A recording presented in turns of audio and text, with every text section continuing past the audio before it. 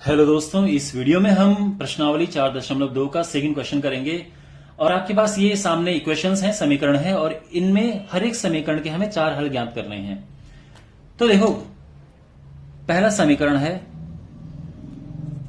2x plus y is equal to 7। मैं आपको ये बता दूं कि इसके अनंत हल आ सकते हैं, क्योंकि हमारे पास समीकरण 1 है और चर 2 हैं। चरों की संख्या जब समीकरणों की संख्या से ज्यादा होती है तो अनंत हल होते हैं। अब अनंत हल जब होंगे तो हो सकता है कि जो 4 मैं आंसर निकालूं वो बुक के पीछे के आंसर से अलग हो, या आप कुछ और निकालो, लेकिन ये हो सकता है कि सारे सही हो। कहने का मतलब यह है, समीकरण ये ट्रू होनी चाहिए, जो हम हल निकाले वो इसे सेटिस्फाई करना चाहिए, समीकरण संतुष्ट होनी चाहिए। उसके बाद आपके आंसर कुछ भी आ सकते हैं। तो यहां पे हम एक एक करके रखेंगे सब। तो पहले हम x बराबर 0 रखेंगे, तो उसके बाद y का मान निकालेंगे। ठीक है, तो x बराबर 0 रखने पर, ठीक है, हम कैसे करेंगे, x के अलग अलग मान रखेंगे। पहले 0, 1, 2, 3 कुछ भी रख लो, और फिर उसके बाद y का मान निकाल देंगे, वो हमारे हल हो जाएंगे। x हमने 0 रखा तो क्या होगा, 2 into 0 plus y is equal to 7। ये हो गया 0 प्लस वाई बराबर 7, और इससे y 7 आ गया है। तो आप देख सकते हैं, तो जो हमारा एक हल है वो क्या है, x बराबर 0 एंड y बराबर 7। एक आ गया। अब हम क्या करेंगे, x बराबर 1 रखने पर, जब हम x बराबर 1 रखेंगे तो क्या होगा, 2 इंटू 1 प्लस वाई बराबर 7, 2 एकम 2 प्लस वाई बराबर 7। 2 इस तरफ जाएगा तो माइनस हो जाएगा, 7 में से 2 गया तो ये 5 बच जाएगा। अब ये दूसरा हल आ गया है। तो x क्या था हमारा, 1 था, और y क्या निकला हमारा, 5। ये सब समझ आ रहा है आपको। अब हम तीसरा निकालेंगे, तो ये पहला हुआ, ये दूसरा, और अब x बराबर हम 2 रखेंगे, 3 रखें, 4 रखें, कुछ भी रख सकते हैं, कोई इट डजेंट मैटर। x बराबर 2 रखने पर तो क्या होगा, हम यहां पे रखेंगे, ध्यान रखो, 2 दूने 4 प्लस y हुआ 7, 4 उस तरफ जाएगा तो 7 में से 4 गया, 3 बच गया, तो y आ गया 3। यानी हमारा जो हल है x 2 है और y 3 है। आगे समझ। अब हमें इसके निकालने हैं, 4 हल निकालने हैं। तो x बराबर 3 रखो, या एक काम करते हैं, फॉर अ चेंज मैं यहां पे -1 रख देता हूं। ठीक है, तो देखो, हमने x की जगह पे -1 रखा, plus y is equal to 7, -2 plus y हुआ 7, और y हुआ 7 प्लस 2, यानी y हुआ 9। तो यहां पे x आ गया -1 और y आ गया 9। ठीक है, तो ये हमारे 4 हल आए। एक ये है, एक ये है, एक ये है, और एक ये है। और अब आप समझ सकते हैं, जिस तरह से हमने हल निकाले हैं, आप आराम से समझ गए होंगे कि इनके अनंत हल आ सकते हैं, आप कितने भी निकाल सकते हो। ठीक है, चलिए अब हम करेंगे इसका सेकंड पार्ट।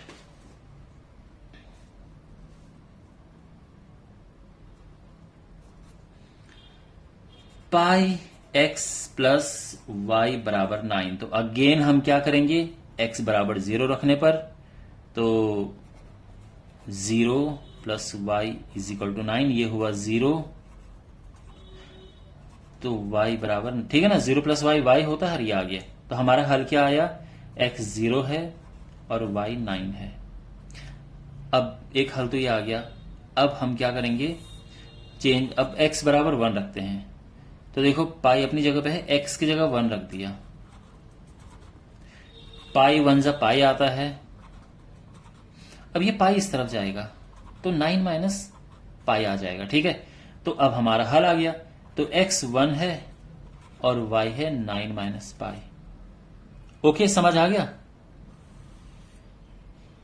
देखो माय डियर, ऐसा कोई जरूरी नहीं कि हमें हर बार x रखना है, हम y रख के भी निकाल सकते हैं। चलो एक काम करते हैं, y रखते हैं इस बार, ठीक है ना। तो मैंने y 0 रख दिया, तो क्या हो जाएगा, देखो, पाई x प्लस y की जगह पे मैंने 0 रख दिया है 9, तो पाई x बराबर 9 है, और x आ जाएगा 9 बटे पाई। तो हमारा हल आ गया 9 अपॉन पाई, और y 0 है। ठीक है, और जो लास्ट है हमारे पास, इसका मीन्स अभी एक हल ये निकला है, एक ये निकला है, एक ये निकला है, हमें 4 हल निकालने हैं।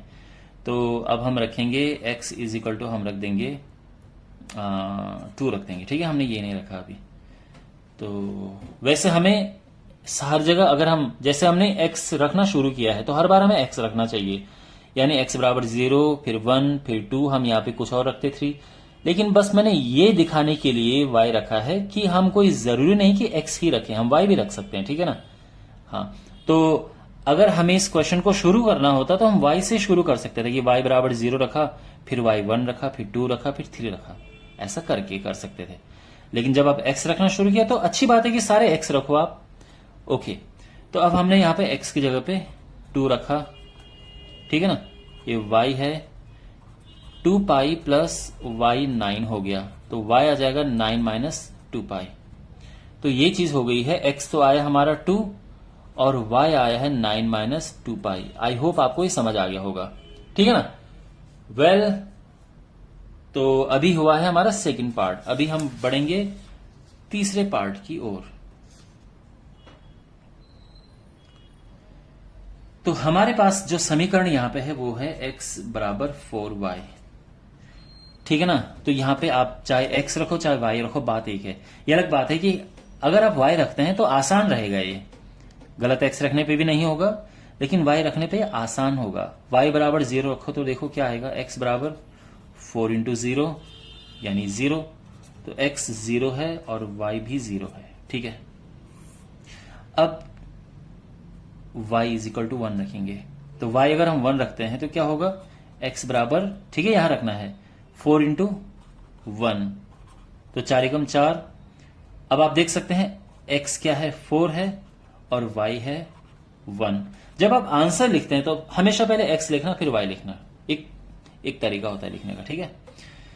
y इज इक्वल टू हमने 2 लगाया तो क्या होगा, x is equal to 4 into 2, तो 4 इंटू 2 होता है 8, तो यानी x हमारा 8 है और y हमारा 2 है। समझ आ गया। और अब चलो फॉर अ चेंज मैं y -1 ले लेता हूं, ठीक है ना। मैं 3 भी ले सकता था बट बस ऐसे ही, 4 1 ज़ा 4, तो x आ गया -4 और y आ गया -1, और ये हमारे 4 हल आ गए हैं इस समीकरण के। Okay, clear. तो आई होप ये आपको अच्छे से समझ आया होगा। अगेन यहां पे आप x की वैल्यू रख के y भी निकाल सकते थे, यानी अगर आप यहां पे चाहते तो अगर आप रखते कि x बराबर 1 है तो y क्या होगा, तो देखो 1 इज इक्वल टू 4y, और अब ये 4 नीचे चला जाएगा तो y 1/4 आ जाएगा, तो हमारा आंसर क्या होगा, x बराबर 1, y बराबर 1/4। लेकिन आप देख सकते हैं थोड़ा मुश्किल हो रहा है करने में, इतना भी नहीं है बट ये बड़ा आसान है, तो हमने इस तरह से किया है। तो हमें यही देखना होता है कि किस तरह से ये नंबर एकदम अच्छे आराम से सीधे सीधे आ सकते हैं, वो वैल्यूज रखो, ठीक है ना। वेल, आई होप ये आपको समझ आया होगा। कोई भी डाउट हो कमेंट बॉक्स में पूछना। मिलते हैं अगले क्वेश्चन में, टेक केयर।